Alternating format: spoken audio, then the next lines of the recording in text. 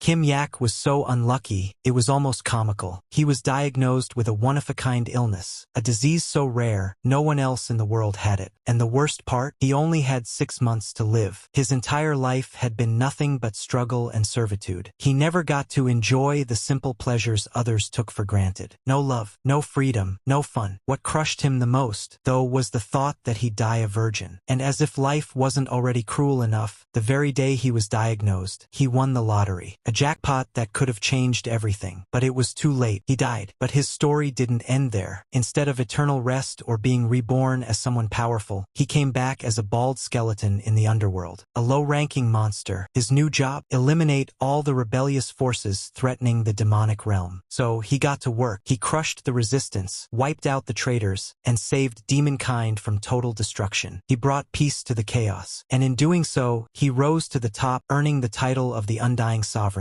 the Great Demon King. People called him King Isaac. They always mispronounced his name. It was Yak, not Isaac, but he gave up correcting them. After all, it didn't really matter, because power and fame weren't his goal. What he really wanted was to become human again, not for power or revenge. He just wanted to eat, to feel pain, to cry, to bleed, the things he'd been denied both as a human slave and now as an undead king. So, after completing the task given to him by the gods, bringing the head of the last rebel leader, he marched into the divine realm. He had done everything they asked. The mission they said would take 500 years. He cleared it in just a few. Now it was their turn to fulfill the deal. According to the contract, the gods were supposed to grant his wish and return him to human form. The gods, stunned by his success, never actually thought he'd make it this far. They never intended to grant the wish.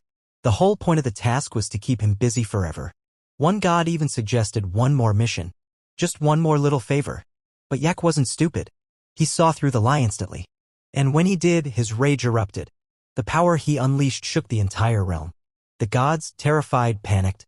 They couldn't fight him directly, so they resorted to a forbidden spell. They summoned a strange centipede-like creature. By writing Yak's name on it, they could seal away his power and soul permanently.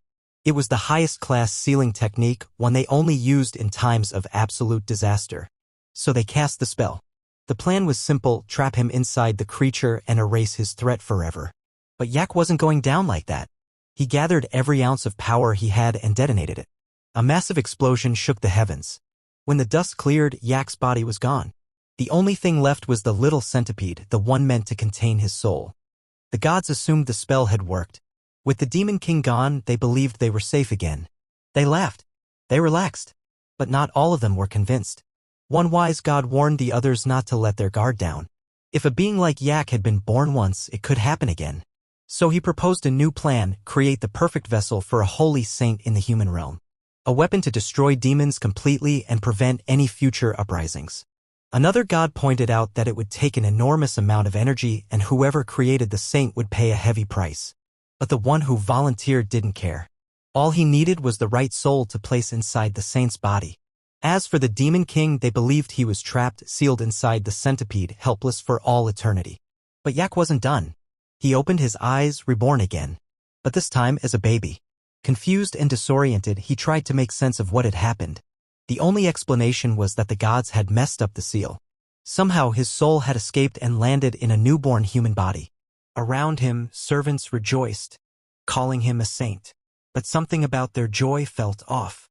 Then one of them pulled out a strange green liquid in a feeder. The moment he saw it, panic set in. Every instinct in his body screamed that it was poison. He had just been reborn, and already someone was trying to kill him, and he had no idea why.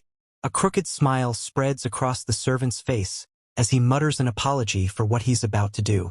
As soon as he tries to put the feeder's nipple into Yak's mouth, the baby twists his head side to side, doing everything he can to dodge it. The servants begin to panic. They can't figure out why the saint, this sacred baby, won't drink his formula. But Yak has his reasons. After finally becoming human again, he's not about to risk dying from some suspicious green liquid. Something about it feels off. Before anything else, he needs to figure out how he even came back to life as a human in the first place. Then it happens. One of the servants calls him by a name. Isaac. That name hits him like lightning. It's the same name the gods and the demons used when addressing him. The same name from his past life. The the same name written during the sealing ritual. And then it clicks. The gods used Isaac instead of Yak in their seal. They wrote the wrong name. That tiny mispronunciation, that one mistake, is probably what saved him from being locked away forever. Instead of being sealed, he was reincarnated. Into a different body. Still human. Still alive. A wicked grin spreads across his baby face. Those arrogant gods. They failed. Just as he revels in this revelation, the servants seize the opportunity and jam the bottle into his mouth. They try to hold it there, struggling against the freakishly strong newborn who just keeps resisting. But eventually, Yak calms down and gives in. He takes a sip. The taste? Like vegetable juice. Disgusting but not poison, or so he thinks. It's so awful that he starts to wonder if poison might have been the better option. Then he feels it. Something sinister crawling through his veins. Ominous energy entering his system. Back in the Holy Empire's central temple, far from the nursery, an old bishop grins smugly. He's confident that the poison has done its job. That the saint candidate, the baby from House Ezua, is dead.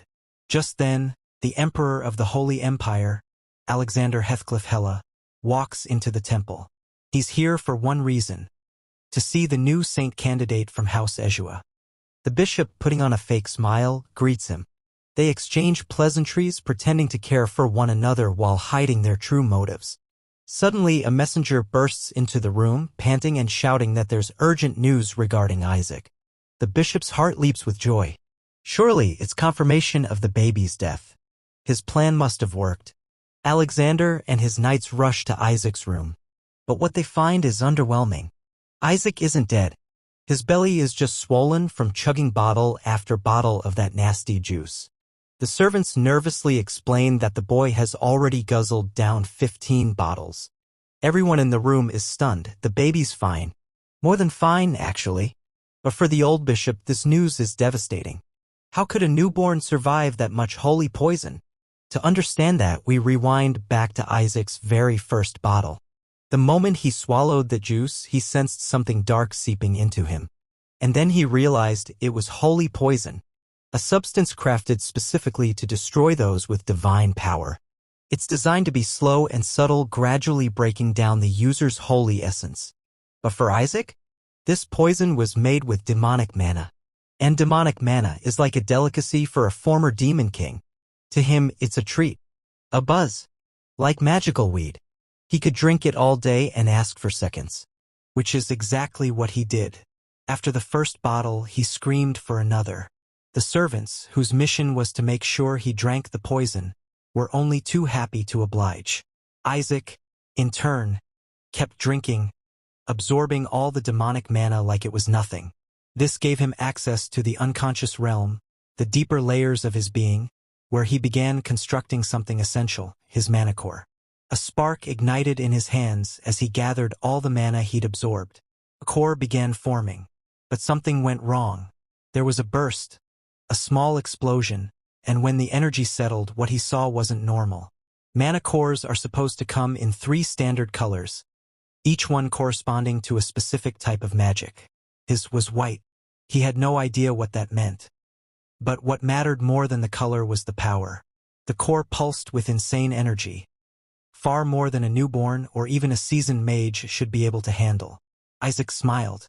He was holding the key to something extraordinary. A blessing in disguise. With this kind of power, there was no telling what kind of monster he could become. If he trained right, refined himself, and took advantage of this second chance, he could surpass every limit he'd ever known. He remembered the past, how he died pathetically, how he struggled, how he was enslaved even in death. But now, he was reborn, and every skill, every buff, every magic spell he invented as a demon was still with him. While Isaac explored his subconscious and shaped his mana core, his body in the real world remained still. The servants started to panic. Was he dead? Then, without warning, Isaac lifted a tiny finger and pointed toward the ceiling.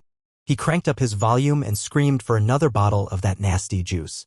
Back in the present, Emperor Alexander and his knights are relieved. The saint is alive and well. Isaac, too, is relieved. For a second, he really thought someone was trying to assassinate him. Spoiler alert, someone definitely was. As he looks around the room, he notices the bishop staring at him with a look full of hatred. Isaac is confused. Why is this guy glaring at him like that? Did he eat too much? What did he do wrong? He quickly shakes off the thought and decides to just play it cool, act like a regular baby. He doesn't want to do anything that might seem off or draw unwanted attention, so he sticks to his role as a clueless infant while the old man nearby is practically shaking with rage. As far as this bishop is concerned, Isaac should be lying on the floor right now, coughing up blood, struggling for his last breath. Instead, the kid's grinning ear to ear like he's mocking him on purpose. And that's driving the old man insane. A few days earlier, back at the Holy See's headquarters, a major revelation was made. Whoever is chosen as the saint will also gain control over the Holy Empire.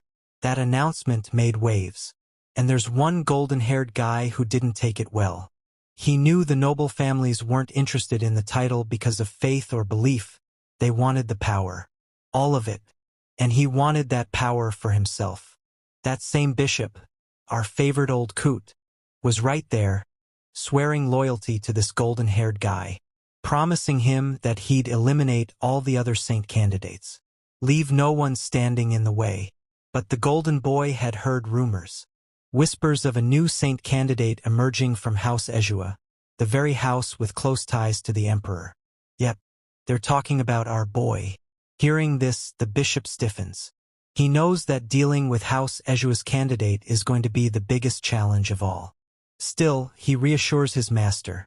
The kid will be dead long before the emperor gets a chance to select him. But that's not enough for this golden-haired man. He orders the bishop to return to House Ejua and confirm the death himself, verify the corpse and report back. This man is none other than Cardinal Harry Barrett, head of House Barrett. And his plan is simple: wipe out every other candidate so the next saint is guaranteed to come from his own family. Now, back in the present, the bishop stares at the still very much alive child in front of him, dread written all over his face. Sweat drips down his back as he imagines the punishment waiting for him. The cardinal won't tolerate failure. Meanwhile, Emperor Alexander finds himself fixated on Isaac's hair. Platinum blonde, just like the empire's founder. That detail grabs his attention. In the background, the bishop is barely holding it together. To him, comparing this baby to the empire's founder is outright blasphemy. Then he hears the bishop refer to Alexander as Your Majesty, and Isaac instantly realizes, this isn't just some random noble. This man is the emperor himself. Alexander continues speaking, casually dropping truth bombs. He even says that Isaac might be closer to God than the current pope, making him the true final saint candidate. That stuns Isaac. A saint candidate? Him? That was definitely not part of the plan. The bishop, of course, is fuming. The emperor is starting to favor this child, and he can't allow that to happen. So he makes his move. He asks Alexander for permission to inspect the boy, claiming there's something unnatural about him. I mean, what baby drinks that much vegetable juice, right? But Alexander doesn't see the issue. If anything, it just makes Isaac look even more divine. Only a saint candidate could stomach monk food like that. Isaac, meanwhile, is still mentally spiraling. How could a former demon king like him possibly be a saint? The bishop keeps pushing. Finally, Alexander agrees to let him inspect the child, but only after someone from House Ejua arrives. Fair enough. While all this is going down, Isaac casually lets out a burp, accidentally releasing some demonic energy he couldn't digest. The second he realizes it, he slaps a hand over his mouth. He thinks he just blew his cover. And he's probably right. The bishop immediately senses something off. That was definitely demonic energy. Now he's got his excuse. He starts closing in, dead set on proving this kid is a fraud. He claims the child carries impure mana and demands an inquisitor be summoned to investigate him. Alexander is clearly running out of patience. The bishop is ranting non-stop, trying to paint a saint candidate as some demonic fake. Trying to cool things down, the bishop drops another card, says the pope has already made his choice. The official saint will be a child from House Barrett. That stuns Alexander. He finds it suspicious, maybe even insulting, that the Pope would just so happen to pick a child from his own house. And that's when everything clicks for Isaac. Now he knows why this creepy old man has been trying so hard to get rid of him. The bishop seizes his chance. He scoops Isaac into his arms, claiming he needs to take the child to a priest and summon an inquisitor. But before he gets far, the emperor stops him. Alexander reminds him, in no uncertain terms, that House Ezua is the imperial family's closest ally. And as emperor, he strongly suggests that the bishop reschedule this little inspection. The bishop freezes in his tracks. Then he tries a different approach. In a calm but threatening voice, he mentions that the Pope has decided the crown prince's investiture ceremony will only happen after the saint selection is complete. Translation: back off or the ceremony gets delayed.